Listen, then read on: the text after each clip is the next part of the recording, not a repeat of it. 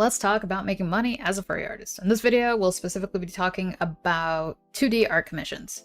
Like all self-employed work, you're going to have to market yourself, find ways to have people find your art, and create a niche. What sets you apart from the rest? So here's a rundown on how a commission usually goes. Usually a commissioner will pay you, tell you what they want drawn, and you will make it for them. As an artist, this is freelance because you have multiple clients rather than one person or company you work for. A few things to keep in mind before you start accepting money is to look at your local tax laws and keep track of every expense you put into your work.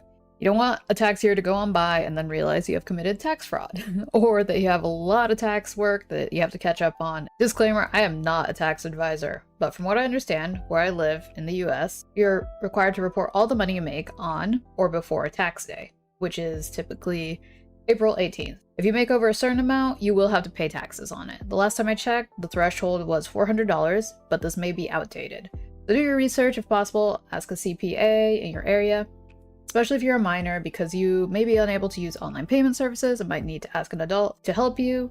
Be sure to give yourself lots of time before tax day in order to not find yourself scrambling at the last minute. Okay, taxes done. Next up, payment.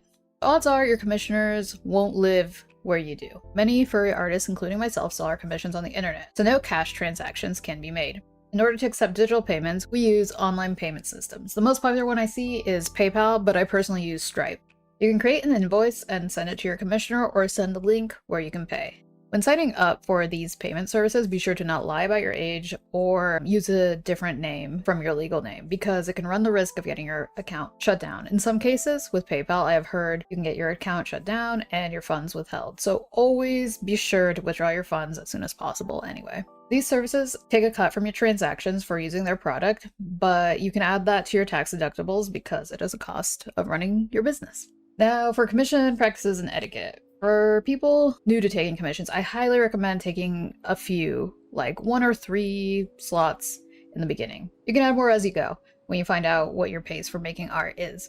It can be tempting to take more, especially when you see the money add up, but less is more, and this can prevent you from taking on more work than you're capable of. You don't want to burn out during your first gig and or make your commissioners wait months or years for their art. You don't want to lose the trust of your community, as it can badly affect your business and any future clients. I also recommend having all communication through email. I have an email specifically just for commissions, so it won't get lost with all my other emails. I used to take commissions through social media DMs, but they can be unreliable since messages can entirely disappear or someone can have their account suspended, etc., etc.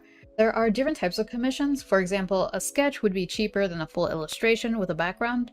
I've found that several options are good, but don't overdo it, as it can be overwhelming for a customer to read through. Up next, pricing. Pricing is tricky. A general rule I hear is to not price yourself under the minimum wage in your area, at least. I recommend keeping your prices to full numbers, no cents added. If you are using US dollars, it can look a lot cleaner, like this, versus this. When in doubt, look through some of your favorite artists and their commission pages, and see what types of commissions they offer for inspiration. These are my prices, but they are subject to change as my art grows and changes. Most recently, I also have to increase them because I have an arm injury, so drawing is not something I can do all the time. I charge up front, but some people choose to take 50% during the start, and then 50% when the art is finished. Just be sure you don't get taken advantage of, and you end up doing work for free. Portfolios are highly recommended. If you only have 1 to 2 examples of your art, it will be difficult to let your potential clients know what to expect. Your portfolio doesn't have to be all in one post. It can be a link to a gallery or other art you have done. Okay, now to start, have a price sheet. You can make one as an image file, and you can easily post that on social media since some social media doesn't accept links, or you can have a page on a website. A free site I see a lot of people use is Card.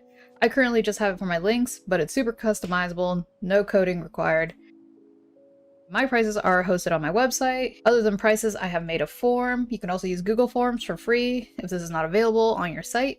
I started doing this after a couple of years of doing commissions because it cut down a lot of back and forth with emails. That way I can see what the commissioner wants, price it accordingly, and see if the commission's for me. In some cases, the commission may not be right up your alley. For example, I will decline any human-related or robot-related commissions because that's currently not my genre of art.